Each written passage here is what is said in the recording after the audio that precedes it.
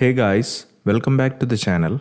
In this video, I'm going to talk about how to analyze an option chain properly. Even if you are someone who is new to the world of options trading, or if you are having difficulty in understanding many concepts associated with options, or even if you are confused for that matter, don't worry because this video will clear most of your doubts and queries.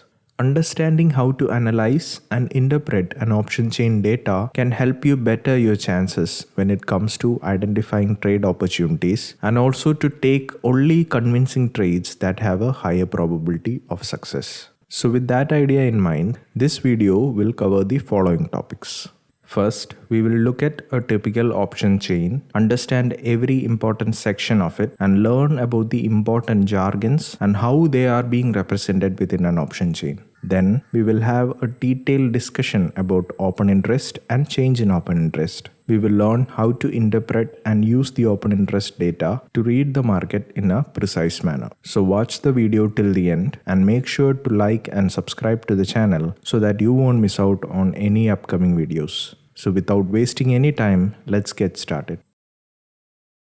You can get the option chain from different sources. You can get it from the NSE website or you can access them from Opstra or Sensible. But let me make use of the option chain from NSE website for this video. Before going any further, let me clarify some basic concepts associated with options trading. I hope you are aware of what the concept of option contract is. Now, the contract is also called as a derivative just because the contract itself has no value. It derives its value from an underlying, which may be a stock or an index. For example, a Reliance option contract gets its value from the underlying Reliance stock. So any change in the value of the stock is associated with a change in the options contract. So in the option chain, you have the option to select the desired underlying. It can be a particular stock or an index. Now in the indices section, there are 4 available options to choose from, of which only Nifty and Bank Nifty have the ample liquidity. Next, you will get the option to select the expiry date. Similar to a food product that has an expiry date, which is the last day till which it can be consumed safely and after which it has to be scrapped. Similarly, an option contract has a far month, near month and current month expiry. Here you can see 3 different option contracts which expire on 3 different months and all of them expire on the last Thursday of every month. Now when it comes to index options, there are weekly expiries also available along with the monthly expiries. Same with monthly expiries, the weekly contracts also expire every Thursday. So different expiries come with different premiums and totally different expectations about the market. Now the next component is the strike price. In order to understand the strike price, let us shed some light on spot price first. The spot price is the current market price of the underlying, which is considered as a reference while selecting a particular strike price. For example, Reliance stock is trading at the current market price of 2,400 rupees in the spot market. This is the spot price or the underlying price for Reliance. You can see the spot price just below the contract symbol in the option chain. Now on the other hand, the strike price is an anchor price or the price that you expect Reliance to be trading at the end of the day or at the end of an expiry and at which both option buyer and option seller enter into an agreement. It is like a reference point for many other calculations like the break-even point, intrinsic value of option, etc. So there are a lot of strike prices available to choose from and we will get to that in a moment. Now coming to the main portion of an option chain, you can see that there are 2 sections. The left side is the call section and the right side is the put section. Now let us briefly understand what they imply. Call options gives the buyer of an option the opportunity to benefit from increasing prices of stock or an index. So when you have a bullish sentiment in the market and you expect the prices to move higher, then you can buy a call option contract. On the other hand, if you expect the market to move lower or expect the prices to fall, then you can think of selling a call option. Now when it comes to a put option, you buy a put option when your sentiment is bearish and you expect the market to crash lower. On the other hand, you sell a put option when you have a fairly bullish or neutral view of the market. If we look closely, we can observe colored or highlighted sections and plain sections in an option chain. To understand this, we need to learn about the moneyness of options. Now, moneyness of option is a classification method that classifies each option strike based on how much money a trader is likely to make if he were to exercise his option contract today. Now, there are three broad classifications: in the money options, at the money options, and out of the money options. But for practical purposes, we can expand this classification to include two more types of options, that is, deep in the money and deep out of the money options. Let us make a note of each one. A call option is said to be in the money if the strike price is less than the current spot price of the security. For instance, Reliance is now trading at 2,390 rupees. Then the option strikes like 2,360 and 2,340, etc., which are lesser than the spot price, are said to be in the money strikes. On the other hand, a put option is said to be in the money if the strike price is more than the current spot price of the security. For instance, Reliance is now trading at 2,390 rupees. Then the option strikes like 2,420, 2,440, etc., which are greater than the spot price, are said to be in the money strikes. Now, the in the money strikes are usually highlighted. In this particular option chain, the in the money strikes are indicated in yellow. A call option is said to be at the money if the strike price is almost equal to the current spot price of the security. So, for instance, the Reliance is now trading at 2,395. Then the option strike of 2,400, which is very close to the spot price, is said to be an at the money strike. Similar is the case for put options. A put option is said to be at the money if the strike price is almost equal to the current spot price of the security. The ATM strikes are usually represented at the center of the option chain, but the strike changes as and when the underlying price or the spot price changes. A call option is said to be out of the money if the strike price is more than the current spot price of the security. For instance, Reliance is now trading at 2,390 rupees. Then the option strikes like 2,420, 2,460, etc., which are higher than the spot price, are said to be OTM strikes. A put option is said to be out of the money if the strike price is less than the current spot price of the security. For example, Reliance, which is trading at 2,390 rupees, the option strikes like 2,360, 2,340, etc., which are lesser than the spot price, are said to be out of the money strikes. The out of the money strikes are not highlighted and are represented in plain or white colors. Now, what are deep ITM and deep OTM strikes? The strikes which are too far away from ATM options are called as deep ITM and deep OTM strikes. Most often these strikes are illiquid and are less often traded. Moving on, beside the strike price, we can see bid and ask quantity and bid and ask prices. Now, bid and ask are market terms which represents demand and supply for a particular stock. The bid price represents the highest price that someone is willing to pay for a share. The ask price, however, is the lowest price where someone is willing to sell a share. Now, the difference between the bid and ask is called as a spread. Now, the bid size represents the quantity of a security that the investors are willing to purchase at a specified bid price. In a similar manner, the ask quantity represents the total number of sellers in a particular strike who are willing to sell at the specified ask price. So, in short, the bid and ask data helps you visualize the available prices and quantities for a particular strike. Now, beside the bid and ask are the LTP or the last traded price and the changes in LTP. So, LTP is actually the premium of the option at a specified strike price, and the change in LTP is the percentage change in premium compared to the previous day's closing price. Now, this helps to decide if the options are priced cheap or expensive. Now, there are several factors that decides the option pricing, but LTP can give you a bird's eye view. We will talk about option pricing in a different video, but for this video, let us limit our discussion to option chain. The next element is volume, which you may all be familiar with. So in simple words, volume refers to the number of contracts that are traded in a given period of time. I have already made a video on market volumes from a price action perspective. So if you want, you can check that out. The next component is IV, or the implied volatility, which itself is a broad topic. So we will discuss it in an upcoming video. Right. The final two elements are open interest and change in open interest. Now, open interest denotes the number of contracts that are active or which are not settled. Now, both volume and open interest are two key technical metrics that helps describe the liquidity and activity of options and future contracts. In terms of options, we are more interested in analyzing the open interest because it is of great use to us.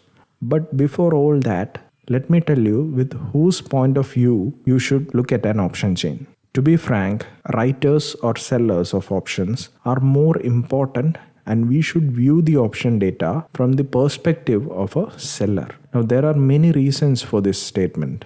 First of all, it takes conviction to sell, as there is unlimited risk associated with selling options, and therefore more money is required. Secondly, sellers are usually someone with bulk amounts of money, like big institutions or smart money, and option buyers are usually the retail traders, as it is convenient to do option buying with less capital. So in short, going by the idea that institutions are usually right, we view data from the perspective of an institution.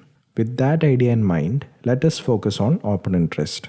The first question that has to be answered is, how does changes in option interest occurs?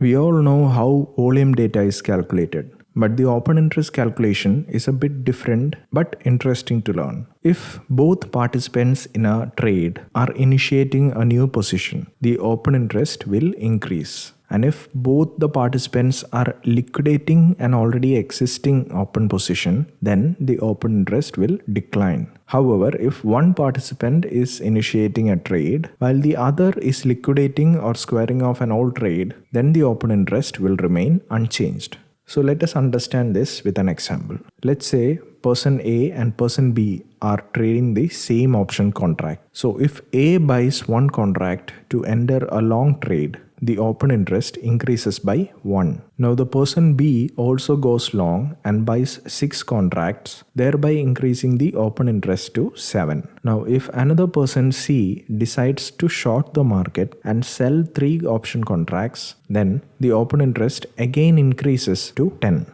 The open interest would remain at 10 until the traders exit their positions, at which point the open interest declines. For example, the open interest declines to 9 when person A sells his one contract. Now when the person C decides to exit his position, he buys back his 3 contracts and brings the open interest down to 6. At this point, until the person B decides to sell her 6 contracts, the open interest will remain constant at 6. So even though open interest and volume are related concepts, one key difference is that volume counts all the contracts that have been traded, while open interest is the total of all the contracts that remain open in the market.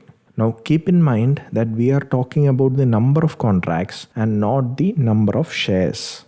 Now I want to talk about a common misconception about open interest. I've seen many people make this assumption that when prices are rising, they assume that more long positions are being created than short positions. But the fact is that the longs will always be equal to the shorts. But it is just that the longs are dominating the shorts in the transaction, and that is the reason why the prices are rising. Now you may ask me, if the number of shares bought is always equal to the number of shares sold, then how does the price rises or fall? Now the simple answer is buying pressure or selling pressure. So if buyers of a contract are dominating the sellers and they are willing to buy at higher prices, the prices will eventually rise. And if the sellers are dominating the buyers by selling at even lower prices, the prices will fall as a result. But buyers will always be equal to the sellers, because for a transaction to happen, there is always a seller for every buyer.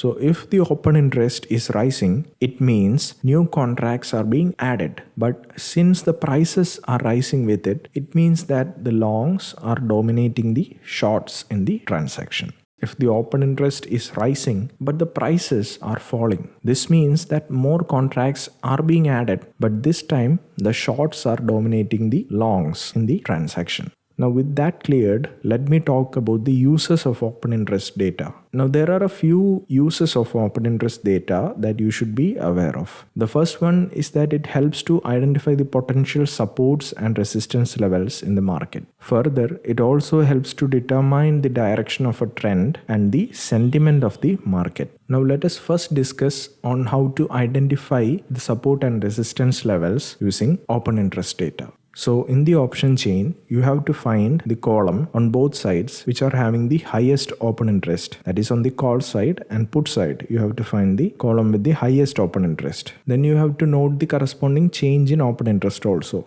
Now, on the put side, the strike which has the highest open interest number and also having a positive change in open interest can act as a support level. This is because we assume that the put contracts are being sold by the big institutions with the view that the price will not fall below a specific price level or strike price. And most often, these institutions are right, and there is a high chance that the strike level will not be crossed. And a positive change in OI implies that put writers are selling extensively because they feel that the strong will not fall below the respective strike level. Now, on the contrary, if there would have been a negative change in OI, it implies that the put writers are squaring off their positions because they feel that the stock will fall below the respective strike level.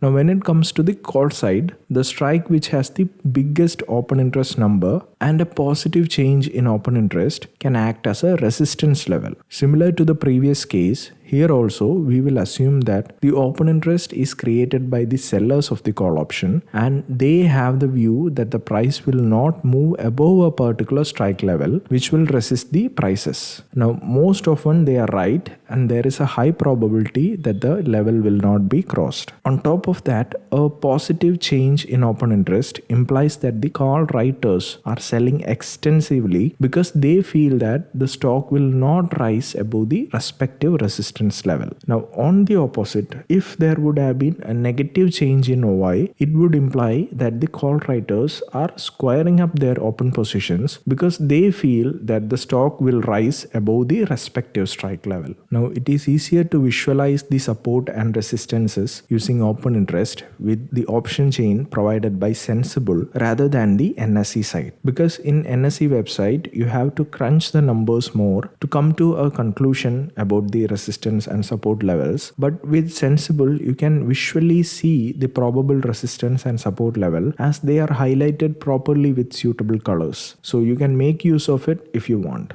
Now we will study what a particular strike price is showing us. A strike price can reveal any of the following. It can be a long build-up, a long unwinding or long liquidation, a short build-up or short covering. Now let us understand what each of this means. If the price is rising and the open interest is also rising, this signals a long build-up. Now, if the price and OI are both rising, it means that new contracts are being added which are dominated by the longs, and that is why the price is rising with every new contract addition. A long build-up on a call option depicts that market participants are ready for bullish action on the index or instrument, whereas a long build-up on a put side depicts that the market participants are ready for bearish action on the index or instrument. So for the call side, the long build-up is viewed as a positive event, while for a put side, it is viewed as a negative event. In the second case, the price is falling and the open interest is falling. It means that the fall in price is due to long liquidation. It is also called as long unwinding. Now notice why the open interest is falling. The reason why the open interest is falling is that the positions are being squared off and the number of open contracts in the market is reducing. But since the price is falling with it, it means that either the long positions are being squared off or new short positions are dominating the transaction.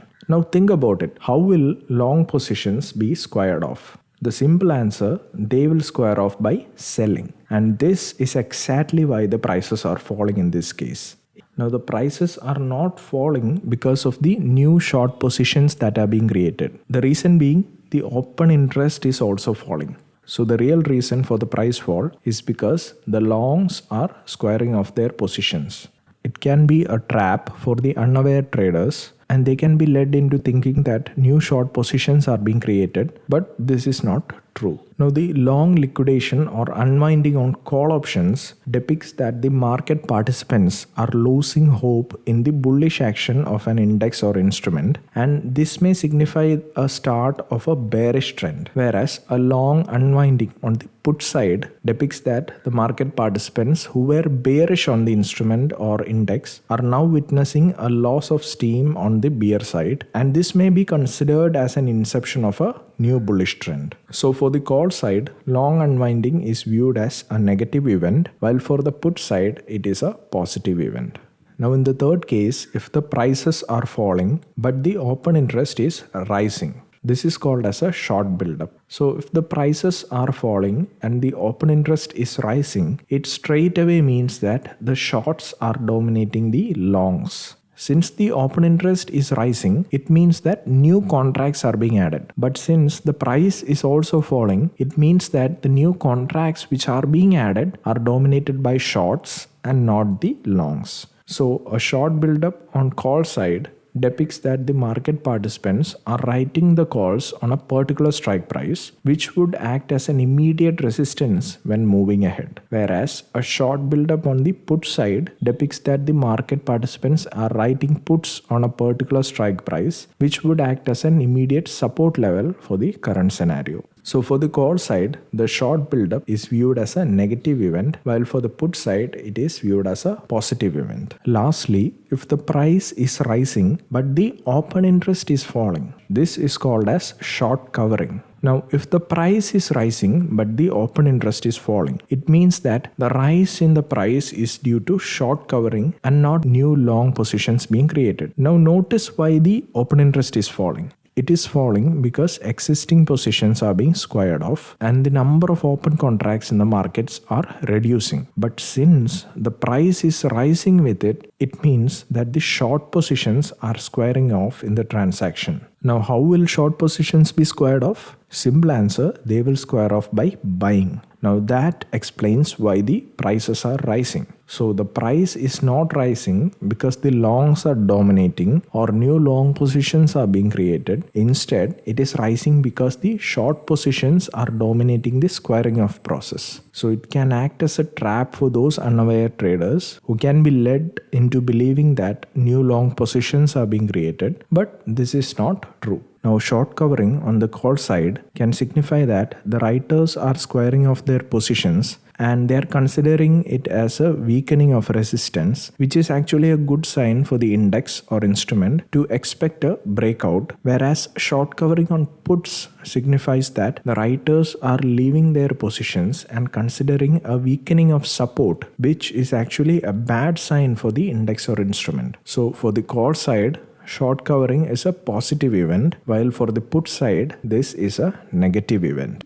Now, we have already discussed in the previous section how the relationship between price and open interest gives us an idea about the sentiment of the market. Now, let us identify the market direction using this concept for call and put options. Now, let us study the call option interest first. So, a rise in the call option price along with a rise in the open interest will indicate that there is a long call buildup, which is a bullish sentiment. Similarly, a fall in the call option price but with a rise in the open interest can indicate a short buildup in the call side, which in turn indicates a bearish sentiment. Now, if there is a rise in the call option prices but a fall in the open interest can be observed, it indicates that there is call unwinding or short covering that is happening. And finally, a fall in the call option prices along with the fall in the open interest indicates a long liquidation or long unwinding in the calls. Now let us discuss the same with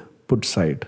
A rise in put option price along with a rise in the open interest will indicate a long buildup in the put side, which in turn indicates a bearish sentiment. Further, a fall in the put option price but with a rise in the open interest indicates short buildup in the put side, which further indicates bullishness. The third scenario is where there is a rise in the put option prices but with a fall in the open interest. This is a result of put unwinding or long liquidation on the put side. And finally, a fall in the put option price along with a fall in the open interest, it will indicate a short covering or the possible start of the put buying. Now let us combine both calls and puts and try to make a relation out of them. So if a call option writer is adding the position or increasing the positions and a put option writer is exiting their positions or decreasing their positions, this indicates a bearish sentiment. Now, if a put option buyer is adding more positions or increasing their positions and the call option buyers are exiting their positions or squaring off or decreasing their positions, this also signals a bearish sentiment. Now, if a call option writer is exiting his positions, but the put option writers are adding more positions, then this is a bullish sentiment. Finally, if the call option buyers are increasing or adding their positions, and the put buyers are decreasing or exiting their positions, this also indicates bullish sentiment. So these are the important relations that you need to be aware of when you are looking at an option chain. So in Sensible's option chain, you can see other elements like delta, vega, gamma, theta, etc., which are called as option Greeks, which by itself is an extensive topic for discussion. So I'll make a separate video or videos on each of them so that you can improve your option chain analysis skill to master the world of option trading. So make sure you practice reading the open interest data and option chain as a whole so that you will get a knack of how to analyze and interpret the data that has been provided in the option chain. So I hope this video was informative, and if you have learned something new, please do like the video, subscribe to the channel and enable the bell icon so that you don't miss out on any upcoming videos. And I will see you guys in the next video. Till then, see you.